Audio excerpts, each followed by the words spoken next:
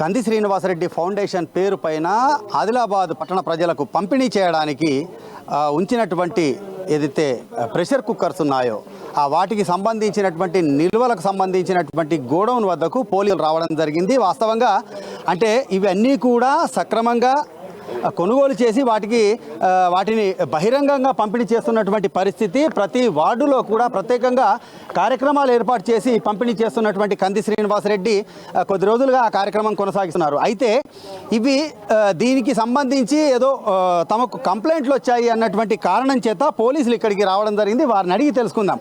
Sir చెప్పండి, అంటే వాస్తవం ఇక్కడ ఉన్నటువంటి దీనికి సంబంధించి మీ దృష్టికి వచ్చినటువంటి ఫిర్యాదులు ఏంటి, అసలు ఈ విషయంలో మీరు ఇప్పుడు అంటే చట్టపరిధిలో చేసేటటువంటి చర్యలు ఏంటి సార్?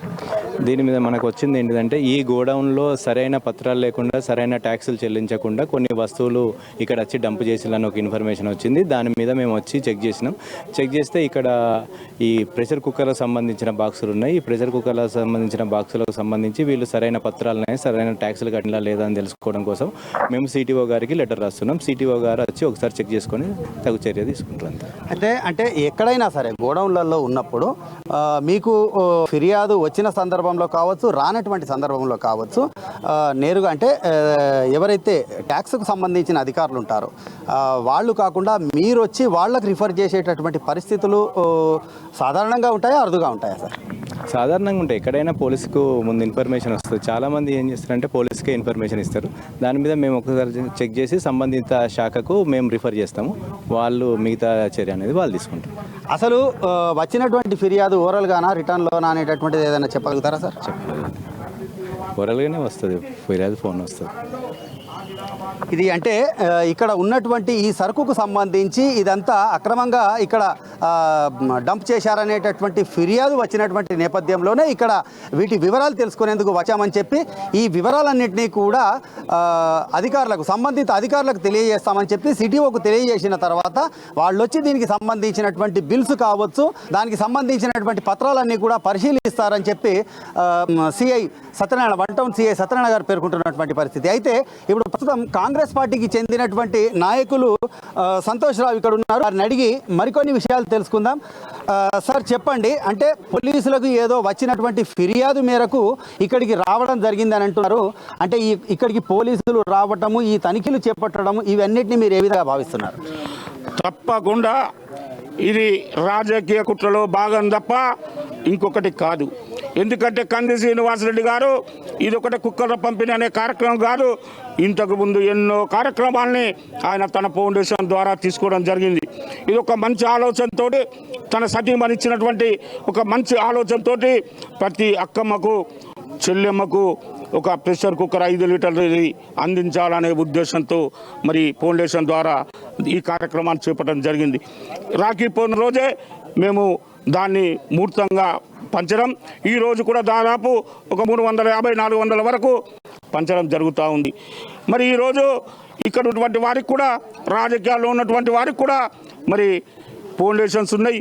ఇటువంటి కార్యక్రమాలు ఆలోచించండి, తప్పులేదు, మేము దాన్ని అడ్డుకోం. మీకు అటువంటి ఆలోచన రావు. కానీ రాజకీయంగా కంది శ్రీనివాసరెడ్డి గారికి ప్రజల్లో వస్తున్నటువంటి ఆదరణను చూసి ఓర్వలేక ఈరోజు ఆయనకు ప్రజలు పడుతున్నటువంటి నీరాజనాల్ని చూసి మీరు బెంబేలెత్తిపోతున్నారు. మాకు రేపు రాజకీయ మనుగడ ఉంటుందా ఉండదా అని ఆలోచనలు ఉన్నారు. అటువంటప్పుడు ఇటువంటి రాజకీయ కుట్రలకు, కుతంత్రాలకు పాటుపడుతున్నారు తప్ప మా దగ్గర కంది శ్రీనివాసరెడ్డి గారి ఫౌండేషన్ దగ్గర వే బిల్స్ కానీ, జిఎస్టీ బిల్స్ కానీ అన్నీ సక్రమంగా ఉన్నాయి. ఇవి స్మగ్లింగ్ చేయడానికో, ఇవి ఇతరులకు అమ్మడానికో తెచ్చిన కుక్కర్లు కావు, పేదలకు పంచడానికే తప్ప ఇంకొకటి కాదు.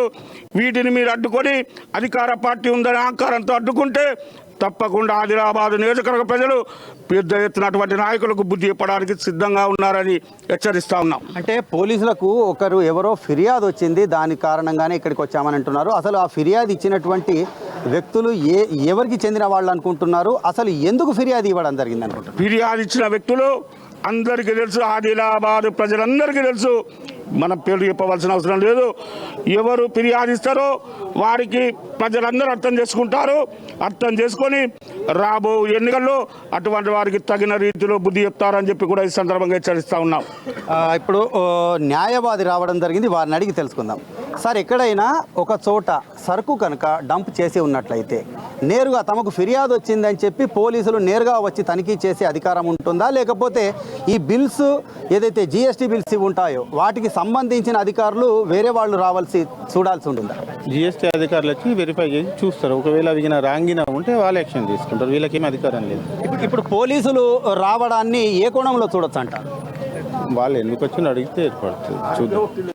ఇది అంటే మొత్తానికి మనం చూసినట్లయితే ఈ బిల్స్కు సంబంధించి సరుకు ఏదైతే ఉందో దానికి సంబంధించినటువంటి విషయంలో పోలీసులు నేరుగా వచ్చి ఇక్కడ తనిఖీలు చేపట్టేటటువంటి అధికారం ఉండదని చెప్పి జిఎస్టీకి సంబంధించినటువంటి అధికారులు మాత్రమే ఇక్కడికి వచ్చి వీటిని పరిశీలించేటటువంటి పరిస్థితులు చట్టపరిధిలో ఉంటాయనేటటువంటి విషయాన్ని ఇటు న్యాయవాది అభిప్రాయంగా వ్యక్తం చేస్తున్నారు. అలాగే ఈ ఫిర్యాదుకు సంబంధించి కేవలం అధికార పార్టీకి సంబంధించినటువంటి వాళ్ళ అక్కసు మాత్రమే ఈ యొక్క పోలీసుల తనిఖీలకు కారణమనేటటువంటి అభిప్రాయాన్ని కాంగ్రెస్ పార్టీ నేత సంతోషరావు వ్యక్తం చేస్తున్నటువంటి పరిస్థితి. మొత్తానికి ఏదేమైనప్పటికీ కూడా ఇక్కడ పోలీసులు ఈ యొక్క కంది శ్రీనివాసరెడ్డి ఫౌండేషన్కు సంబంధించినటువంటి గోడౌన్ల వద్ద తనిఖీలు చేపట్టడం అనేటటువంటిది ఒక రకంగా అధికార పార్టీకి సంబంధించినటువంటి పోలీసుల పైన ఒత్తిళ్లను, అదే క్రమంలో రాజకీయ అక్కసును కూడా బహిర్గతం చేస్తుందనేటటువంటి అభిప్రాయాలు వ్యక్తమవుతున్నటువంటి పరిస్థితి. కెమెరా పర్సన్ గణేష్తో ఆదిలాబాద్ నుండి రాజశేఖర్ జోషి, అమ్మా న్యూస్.